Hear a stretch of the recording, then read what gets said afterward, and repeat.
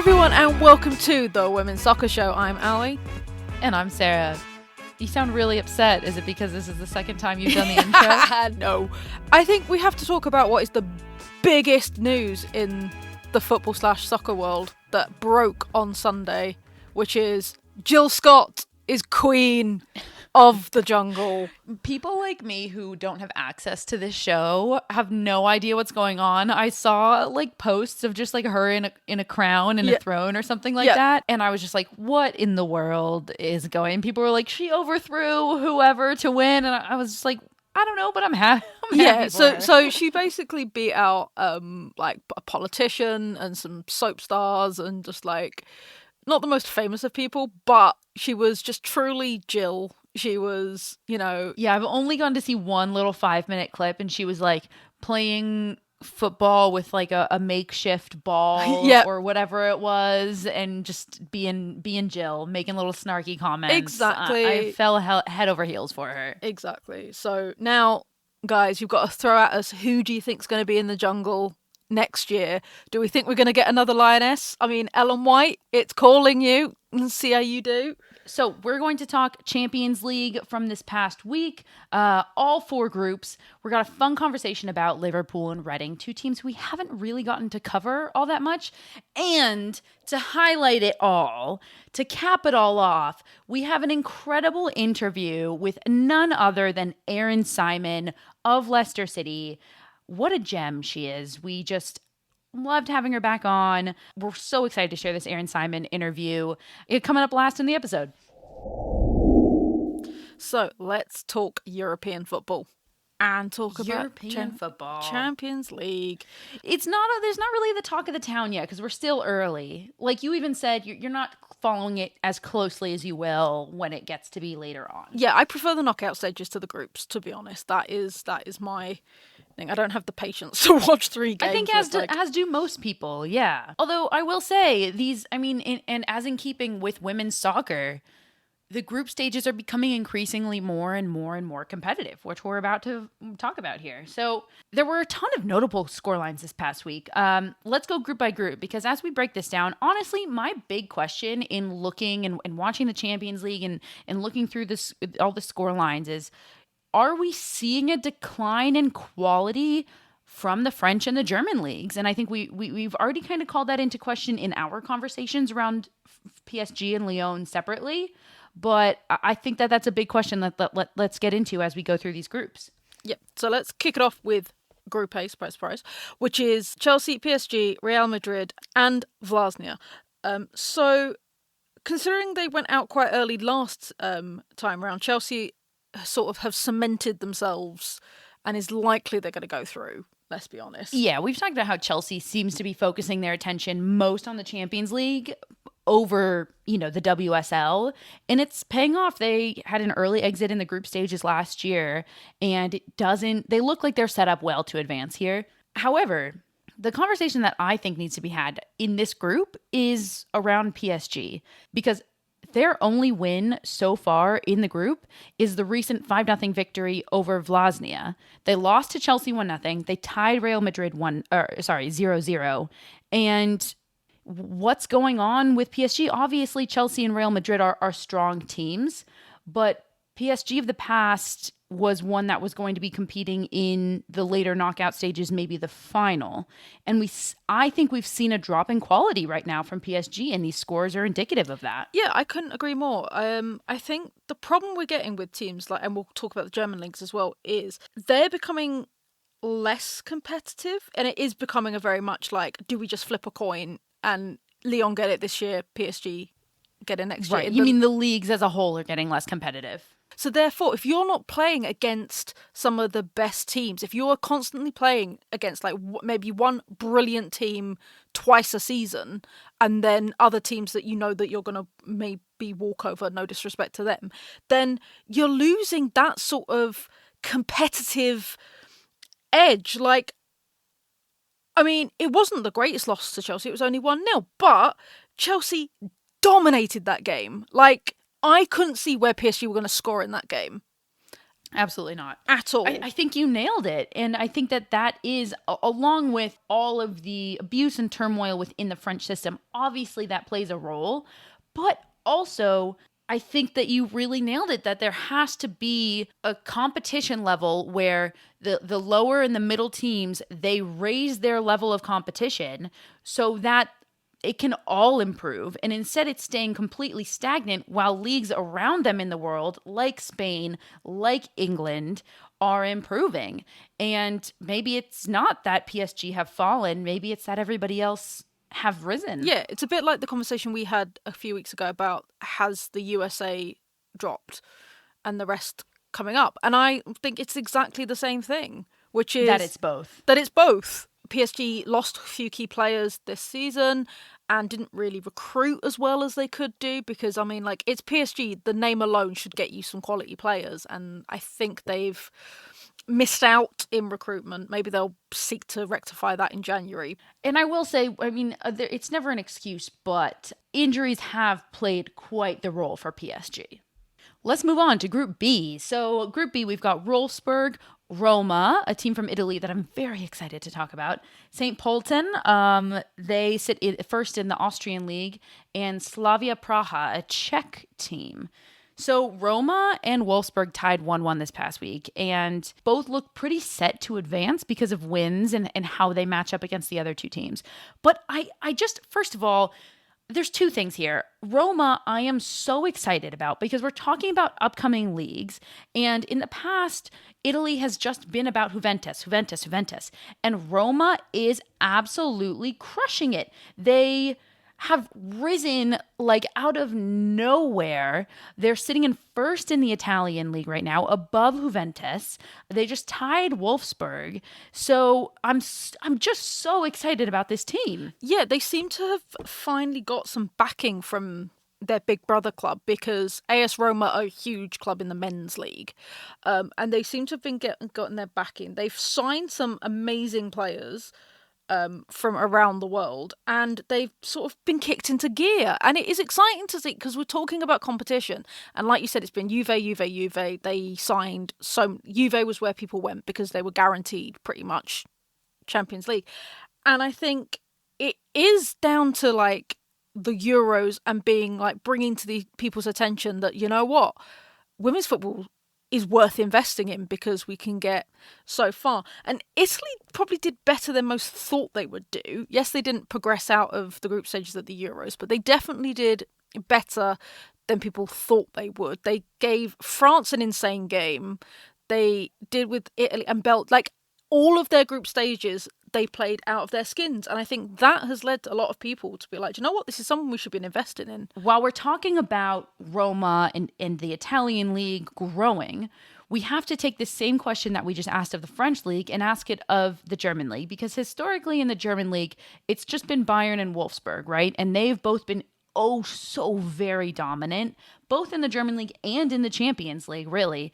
And Eintracht Frankfurt has entered the chat, and they are really challenging in the German league, which is fantastic.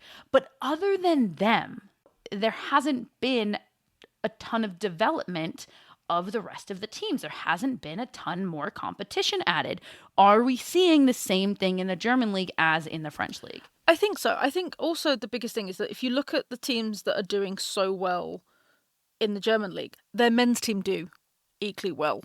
It feels like, I think, as the Bundesliga as a whole, you have those top teams and it mirrors. I think in the case of Wolfsburg specifically, I do think they've been coasting on their reputation. Absolutely. I do think both of them have for a while. They're Wolfsburg a little bit more than Bayern, but they really, neither of them have much silverware to show for it when it comes to the Champions League in recent years. Exactly. And they, like, you look at who Wolfsburg have got, they've got some pretty, solid teams. You've got Ruud, you've got Oberdorf there, Janssen, like they have got a stacked squad. But I do think there has been just some coasting on reputation and it being like, we are Wolfsburg. And that's all they need to do. And they're coming unstuck. Yeah, I do think when it comes to PSG and Lyon in that comparison against Wolfsburg and Bayern, I think that can be equated, but I don't think necessarily that the leagues can, because I do see Frauen Bundesliga as growing, and there is more money, as you noted, being poured into the women's side across the board. And I think that in the next few years we're going to see a rise of more and more competition. I'm not as certain about that in the French league. But speaking of the French league, let's talk Group C, because on paper, Group C was the group of death, because you've got Arsenal, Juve, Lyon and Zurich. Poor Zurich. Yeah, can I just say? Hilarious. Poor Zurich. Not where you want to be. I mean, I feel bad for all of them, really. But the team that is taking the brunt of this is Lyon. Surprisingly. Yeah. That's the thing, current champions, and they have had a shocking start to their Champions League run.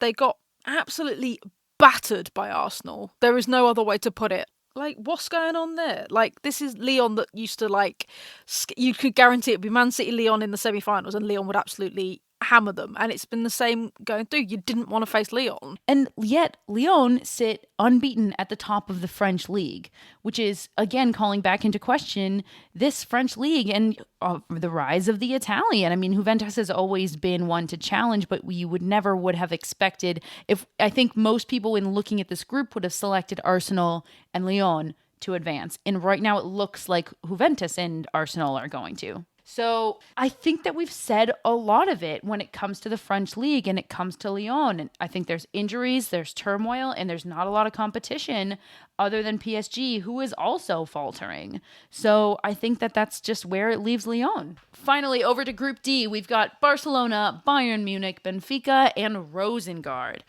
I am very excited to talk about Rosengard. Ooh. Because I genuinely believe, we're talking about the ties to national team and how the league's development impacts the national team development, right? We saw it in Mexico, we see it in Spain, all over the place.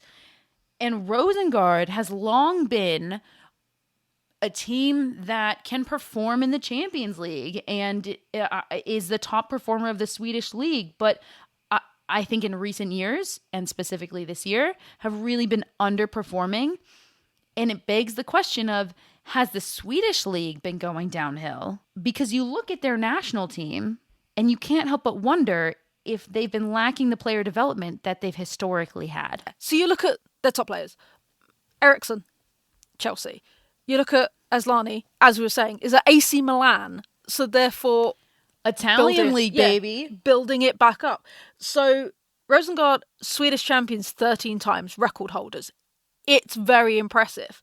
But again, it feels like it's this fully stacked team against part-time. Against who? Exactly. Against who? So the Swedish talent isn't being developed in the Swedish league. So I'm saddened that they're not doing that well, because I do like Rosengard and I have a lot of time for them.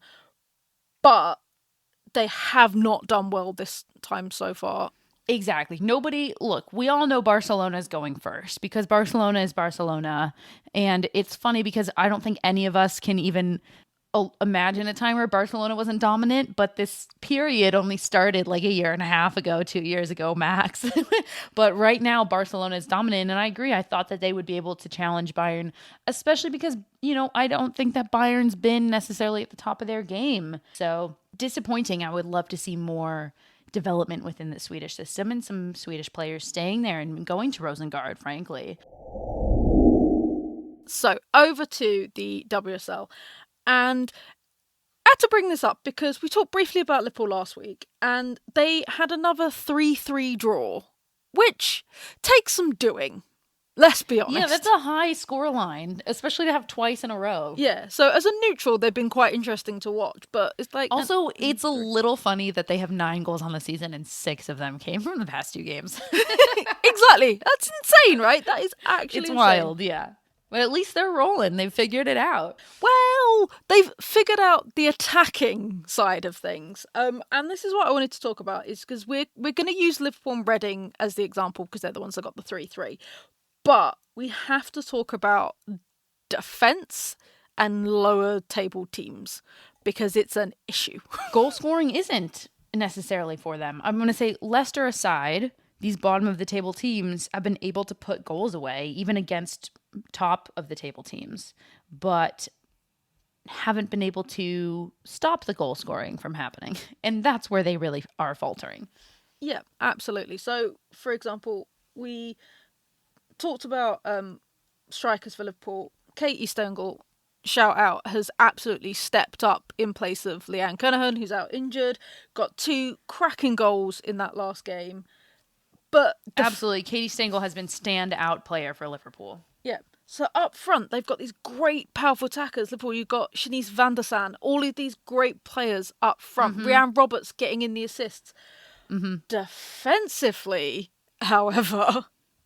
Okay, so what is that about? Because Liverpool is coming off of a win, right, in the second division, and it's not like they won the second division by conceding 3 goals every game but scoring more. They had a solid defense. So is it a personnel shift? Is it a tactical shift? Or is it they're doing the same thing? They're just up against tougher competition. What is the difference? Okay, I think it's a combination of 2 things. I do think that it is the coming up against tougher opposition. Sure. But at the same time, I do think it's personnel. They had their second goalkeeper in for this Reading game, and there was no communication between them and the back line. And that is a huge problem, and that needs to be stomped out now before it gets them into real trouble, because we are saying odds on Leicester are going to get relegated. But they beat it before, they may beat it again. Yeah, we never know what's going to happen. And I mean, speaking of, we've got Leicester sitting at the bottom, but sitting right above them and underneath Liverpool is Reading. And I don't know that many people would have guessed that Reading would be sitting here second to last place. Reading is such a surprise for me because specifically 2 years ago, they looked like they were, I think they were in 5th, 6th place. They looked like they were headed up. And Liverpool is currently headed up. Reading is currently headed straight down. And the question becomes, why? Reading, unfortunately, for the last 2 seasons, have been victim of mass exodus. And I don't think that's their fault. And that begs the question of why. Right? Why? There's always a reason for mass exodus. If we have learned nothing, it is that there's always a reason for mass exodus. So they've had high turnover the last few seasons. I think it started off... The biggest problem, and I'm going to blame her, it was Farrah Williams retiring. Because when Farrah Williams retired, that led... You can't blame her for retiring. I can't blame her. No, I don't blame her specifically. But that seemed to be a huge turning point for a lot of people. Because Farrah Williams retired, and then a lot of her teammates went, I'm missing that anchor now. I'm going to go elsewhere. And I just call that poor planning on the side of, the GM and the person who's making decisions in Reading, because you have to have that foresight to say, Farrah Williams is retiring. Let's bring somebody in and recruit them by saying, you're now the anchor, you're now the leader. We want to use you to draw everybody else in. And they never did that. No, if I was them, I would have kept hold of like Remy Allen or somebody like that, because they are an anchor. But now Remy's, I believe, at Aston. I think she's at Aston Villa. One of my favorite connections was Roe and Rose, and they had that connection developing, and now Rose is elsewhere. That Rachel Rowe is still here, and I think when I watch them play, the anchor of this team, but they haven't been able to build around her. Absolutely. And you've brought in Natasha Dowie, who is a huge influence. She's played for so long in so many different leagues. You should be able to build on that presence. I will say what makes me concerned more for Reading than Liverpool is that back 3 that they had is their starting lineup. It is. It's, don't let the name change fool you. McAndy is actually Emma Mitchell, who got married. It's Diane Caldwell and it's Deanna Cooper. So that would be their core 3 with Grace Maloney, who's their core keeper. I would be more concerned for Reading than Liverpool, because if that is who your top choices are and they are sinking goals like the Titanic, you want to have a conversation. So where to from here for Reading? It's really hard because I really love Kelly Chambers as a manager, and I love that she's stuck with them for so long. I would love, instead of getting rid of the manager, which seems to be the knee-jerk reaction for clubs at the moment. No, I don't think that should the answer here either. I think I think it's money, and I think you have to ride out this season and hope beyond all hopes that it's Leicester and not you that goes down, and then invest in the offseason and make many moves. Let's go around the world. Over to the front Bundesliga, where Wolfsburg and Eintracht Frankfurt are battling over the top of the table. While both are unbeaten, Eintracht have 2 draws, leaving them a few points below Wolfsburg. It all comes down to this weekend, though, when both teams will face off for the battle of the top of the table. Over to France. It's Lyon and PSG as usual. Lyon sit on top with no losses and 2 draws, while PSG sit 2 points behind with no losses and 1 draw. PSG will take on 3rd place Paris FC this weekend, and then next weekend will clash with Lyon in another battle for the French league. And finally, over to Spain. Barcelona sit comfortably in first, but the battle for the remaining 2 Champions League spots is far from decided. Real Madrid, Levante, Atletico Madrid, Sociedad and Madrid CFF are all in the running and battling for those 2 other spots. Just 2 years ago, there was hardly a battle at all, and now we have 6 teams going at it for those 2 spots. Boy, has this league grown. Have you checked out Total Football Analysis yet? TotalFootballAnalysis.com provides researched analysis on loads of football games, including women's football. Want to know why Miedemar scores so many goals? Do you want to explore how City have turned it around this season? Head over to TotalFootballAnalysis.com and sign up to learn more about the beautiful game. We have a special discount for listeners of the Women's Soccer Show. At checkout, type WOSO10 to get a full year for €10. That's €40 off the yearly subscription. Head over to TotalFootballAnalysis.com and type WOSO10 at checkout. So a couple of weeks ago, we had the pleasure of interviewing Erin Simon from Leicester City. We got to talk about all things involving their career in the States as well as their career in the WSL. So sit back and enjoy this wonderful chat with a wonderful player. All right. Hello, Erin Simon. Welcome to the Women's Soccer Show. We're so happy to have you. And I'm so sad we didn't get that conversation about bowl cuts recorded. If I score a goal this season, how about you have to get a bowl cut? It's fine. Erin's, you're it's a defender, a little right? tempting. I'm I a know. defender. That's why I'm making that bet with you. I'm giving you a chance. Like I said, we're so happy to have you, Erin. For those of you who are listening and don't know, but I'm sure you know, Erin Simon currently plays for Leicester City. And we're going to jump right into asking you some shirts of our lives questions. But I have to let Allie talk to you about West Ham before we do. Or I think that Allie would kill me. Yeah, fair. Basically. So, yeah, just because I want to say that we've interviewed, I think, 3 or 4 ex-players at the moment, and 3 out of those have been played for West Ham at some point. Because I am a mad West Ham fan. Do I get the tattoo out? Because I showed Brooke. Do I get Now the you have tattoo to. out? Yeah.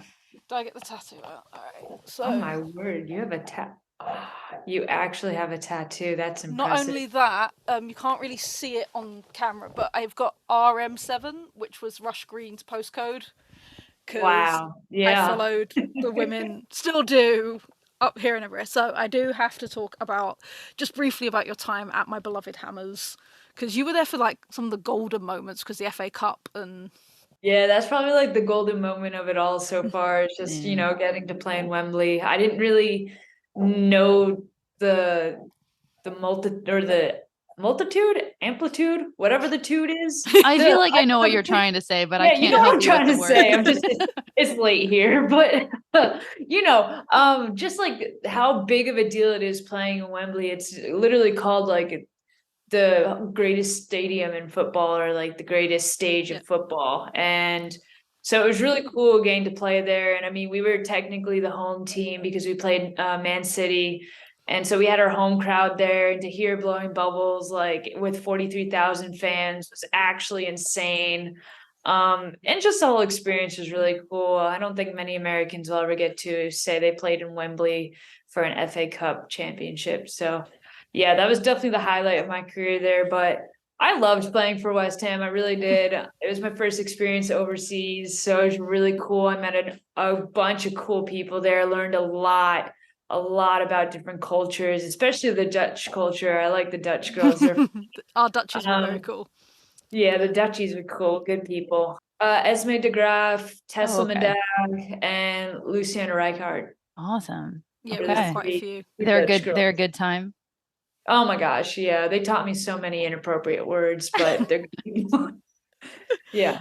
But I asked for it, so yeah, that's okay. Allie, you were sat with the parents during that game, weren't you? Well, no, it wasn't quite your parents, but I was there. I think it was your uncle and cousins were sat like in the row in front of at Wembley. So it was my uncle and my brother, and there we go. My best friend. There we go. So yeah, so they were sat right in front of us so we were talking, and they were like, it was like, oh yeah, you must be related to a player because you're an American, and they were like, yeah, we're Erin's family, and they got like really excited. That's about so cute. Sharing with us. Yeah, they were so pumped about that, and yeah, I mean, they had a great time both before the game and during the game and after the game, but they thought it was a really cool experience. So it was cool, and yeah, I that was probably one of my favorite years playing by far.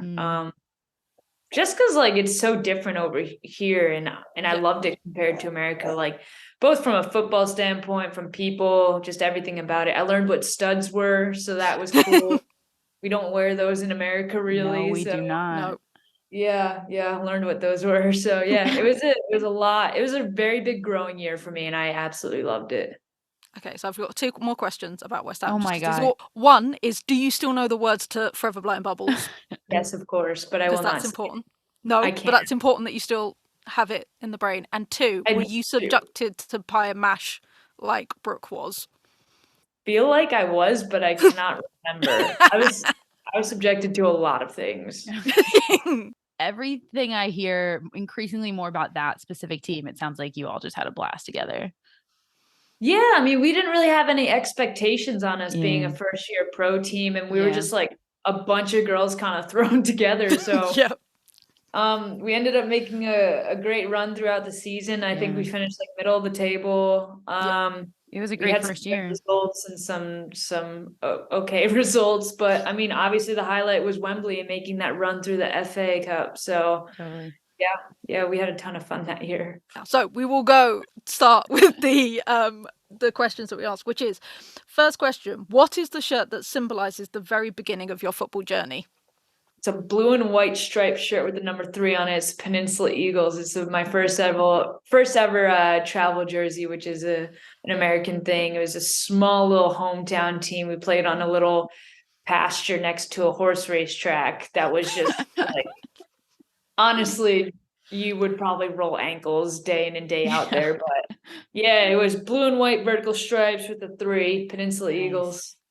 Nice. Or is 19. One of the two is 19 or 3. Those are like my 2 numbers. So do you have a preference? Does one carry more weight for you? I've probably been 3 more so the most, and that's just because my brother was number 3, and I was really close with him, and I looked up to him, so I was like, I'm gonna be number 3 too. That's cute. 3 was my number 2, so I feel like a kindred spirit from anybody who also loves 3. This was back in Jersey, right? Yes, back in New Jersey. Did you stay on that travel team for a while, or did you end up playing for a different club? I stayed on it. Yeah, I played for Peninsula for a while. I was 2 years up, so I played older, and that was probably like the most fun team I was ever a part of. I loved the girls. My parents were really good friends with the parents, and they had a blast on the sideline, whatever parents do at that age to get by watching their kids' games. I learned a lot about that later on in life, but I made a lot of friends on that team, and that was probably one of the teams where I grew a lot and fell in love with the sport. So that team holds a special place in my heart for sure. What age was that? Your first travel team? U7. Okay. Oh my gosh, that's early. Yeah, I played. I was 7, but I played U9. Okay. Yeah. Wow. You were playing up 2 years your whole career until college? For the most part, I did switch teams my junior year of high school. I went to an academy team called FC Copa because I realized I wanted to play Division 1, and Peninsula was too small of a club at that time to get into like Division 1 college showcase tournaments. So I had to switch teams, and you know how it works in America, you kind of pay to be on a better team. So switched to FC Copa and then ended up tearing my ACL a couple tournaments in with them. So I didn't really get looks. Yeah. So that's unfortunately how my career went with FC Copa. Wow. How did you end up at Syracuse then? I walked on. Oh, Yeah. wow. So one of my teammates at FC Copa, she was committed there. My coach had a good relationship with the head coach there and basically put in a good word for me. And he was like, she can come in and see what she's like capable of doing. So went into tryouts there and yeah, did really well and earned a spot on the team. That's awesome. For anybody listening, Allie didn't know, I guess it's an American term, what a walk-on is. A walk-on in college or professional just means that you weren't recruited to the team. Like if you're a walk-on in college, you weren't given an athletic scholarship, you weren't recruited, and then basically there was no room made for you on the team. You show up to tryouts and you play on to it. That's amazing. And I'm excited to we'll foreshadow that. I want to hear more about Sky Blue as we move forward. But so second question here about what jersey symbolizes the turning point in your soccer career, would you say? And that doesn't necessarily mean professionally, just in your mind, what symbolizes the turning point? Shoot, I can like give so many different answers to They're all mad at us. What was the first one that came to mind? The first one was Sky Blue. Obviously, that was like my first ever professional contract. And that was probably the most exciting moment and most blessed moment I've ever felt in my life when I got the call saying, like, hey, we're signing you. You're going to be a professional soccer player. Like, I legit sprinted out my door, did a lap around my house, and jumped in the air because I was so excited. Just because of all the hard work and stuff that I had to do to get there. So that was a very hyped moment in my life. So that's like a full-blown dream came true moment right there, I'm guessing. So for those who don't know, you also walked on to Sky Blue. Not only did you walk on at Syracuse, but then you went to an open tryout, right, for Sky Blue in 2016 and ended up making the team. Were you the only one from the open tryout that made it? No, actually a good chunk of us made it that year. I think there was in total 5 of us that made it from open tryouts. That was when open tryouts were actually kind of utilized in the WSL. They're not so much now. Like it's very hard now because of how competitive it's become. But back then in 2016, which shoot, I'm like freaking dating myself as old right now. But yeah, I mean the league was still pretty new. Luckily when I did open tryouts, they actually utilized them. Wow. I mean, can you just talk more? Because I feel like for anybody who's young listening, and I'm sure you can attest to this, but like even my personal like experience, it seemed like when you're going through the like, you know, you're playing in club, you want to play in college, kind of seems like the only way you can do that is to get recruited. And so it's really nice to talk to somebody who can like really shine a light on like, hey, there's a lot of other ways, and walking on is one of them. Can you talk more about that and also just what your experience as a walk-on was? And I guess the biggest thing was in college, I fell in love with football so much. And I realized like college was going so quick at this point because your 4 years goes fast. Remember that 4 years of college goes really quick. Enjoy them. I was like, I can't imagine hanging up my boots yet. And I was like, I don't want to. So I spoke to my coach. I said, hey, I know it's really hard to get into that league, but I want to try. And he was really honest with me. It was Phil Wedden at the time. He goes, it's really hard, but if you work hard, and which I know you will, we'll see what we can do. So I just worked really hard. And obviously I didn't really make a big name for myself in college. So I didn't expect to get drafted, but I just knew that I had the work ethic and the heart to at least go for it with tryouts, and whatever happened. And my parents were awesome about it. I told them my dream and they said, look, we'll support you for a year. And then after that, we'll see where it goes, but we'll give you a try 1 year going after this. So I was like, all right, I gotta get this. I gotta make this happen. Those are some good parents right there. Yeah, they're awesome. So basically what I would say is just one, believe in yourself. I know that's really tacky and cliche, but if you have no belief in yourself, who's going to believe in you? So you got to have that confidence and belief in yourself. And then 2, like just be open about your dreams and talk to people, because soccer world is a very, very small place and everyone has connections, and you never know who you're going to meet, who you're going to impact. and who's going to be able to be like, hey, I know someone who's here. Like, let me see what I can do for you. So all I did was just, I talked to people. I opened up about my dreams. I was vulnerable. And with the small soccer world, I was able to, go to open tryouts, and I did have to prove myself in the end, but I did have help, putting in good words and things here and there, because in the soccer world, it's small. It helps to know people. That's awesome. That's amazing advice. And I hope anybody who's listening to this and is trying to get into college or play professionally hears that. Yep. And then our final shirts question is, what shirt symbolizes your proudest moment or biggest success in football? Probably the one time I got to go to U23 camp back in 2019 with the national team. That was really cool, because also I was 25 at the time. So I was like the old lady that there's like a rule or something where you can call in like 2 older players. So I got called into U23 camp. It was in England, so I didn't have that far of a travel trip. We went to Loughborough. And I started against, Norway the first game, I believe. Like I did really well, and I just enjoyed the whole experience of being able to wear the US crest. I mean, I think that's every footballer's dream, is to represent their country at some point. So to be able to wear the USA badge on my chest, that was an unbelievable moment. That's awesome. That's super cool. We don't need a photo of that jersey. We know what that looks like. Which US jersey was it? Which variation of it? It was the one with like the gradient stripes going across. Oh yeah, that's a good one. Yeah. So. Did you get to keep it, I hope? No, I didn't get to keep it. They didn't let us keep anything, to be honest. But I took pictures to, keep the memory at least. Those live on, yeah. Well, those are all the shirts questions, but we can't let you go without, I've got to talk. Allie got to talk to you about West Ham. We've also got to talk to you about playing for Houston Dash, because you were part of that 2020 Challenge Cup team, were you not? Yeah, I was. Yeah, what a wild time. Okay, yeah. So we want to hear a little bit about that ride. I mean, it looked like, obviously the bubble was hard, but it looked like as a team, Houston seemed to be getting through it pretty well together. Did you all have as good of a time as it seemed like you were having playing together?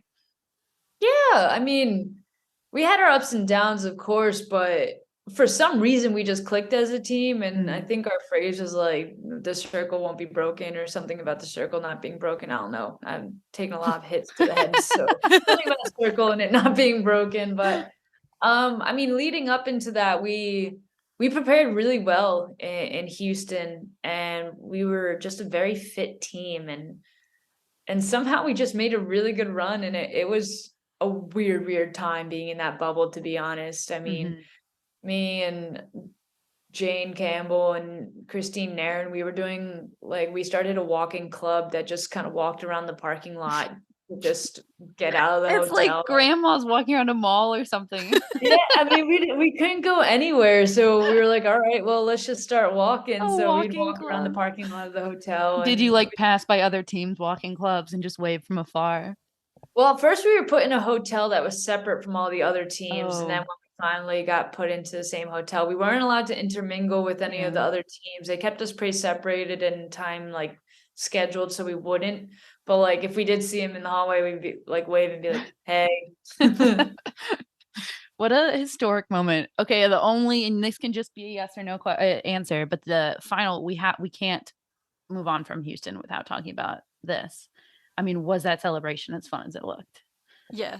I'm pretty sure most of the soccer world was just watching all of your Instagram stories, having either whether they watched the game or not. I don't think that they cared. I think most soccer fans were just watching all of your Instagram stories. Yeah, it was a lot of fun. And one of my close friends on the team was Chappie, and she's just a great time. So I had a ton of fun with Chappie and Katie Naughton and Brie Vasali. So I was going to say, there's that infamous picture of Brie holding the trophy, and I think she's half cut. I think she's gone, and she's glaring, holding the trophy as if to be like, "Come on, come at me." And I mean, to be fair, like we played that game, did the celebrations. Then when we went right into the locker room where we got to like everything was covered with the plastic, and they were just handing us Budweiser, like.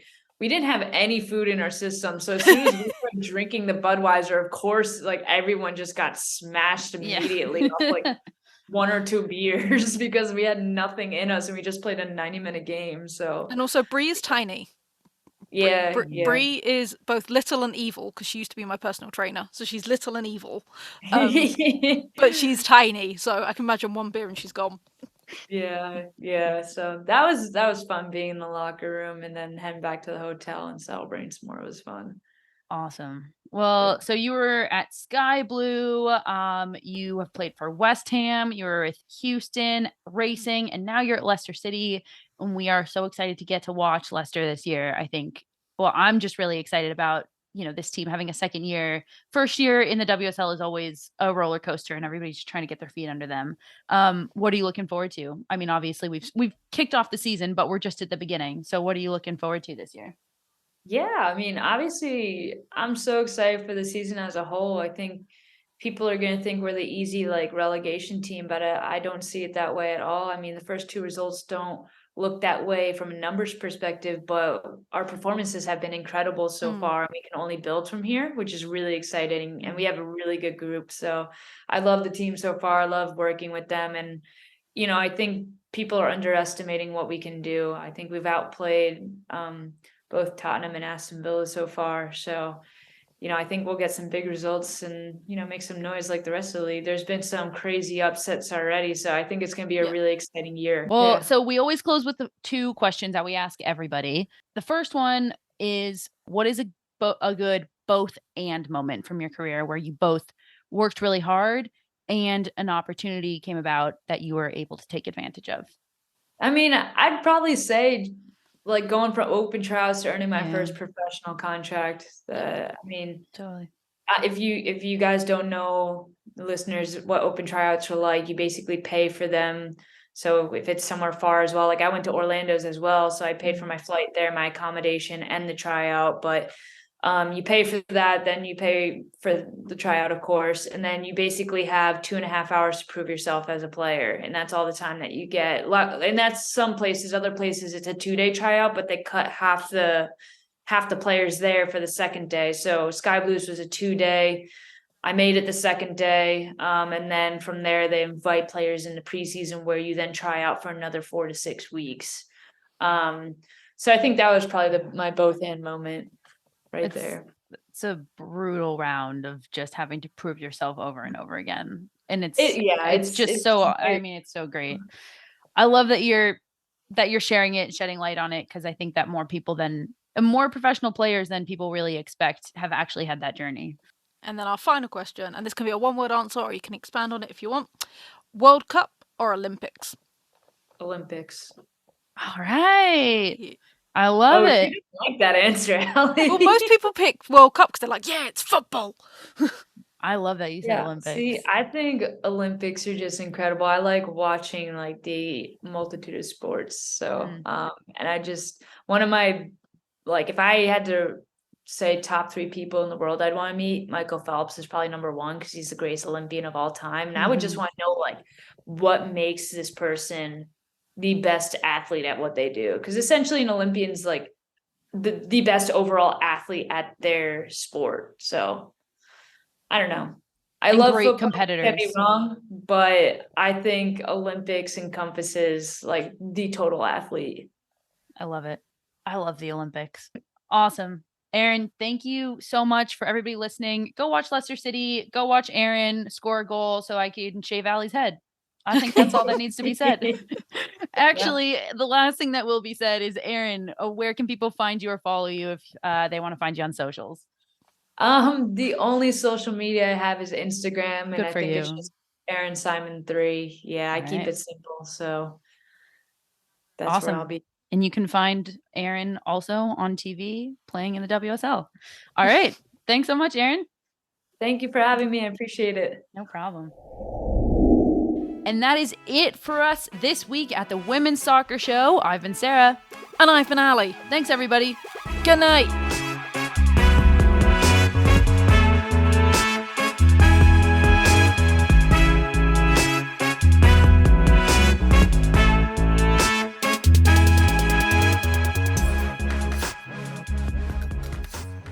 This podcast was edited by Monkey Hill Media.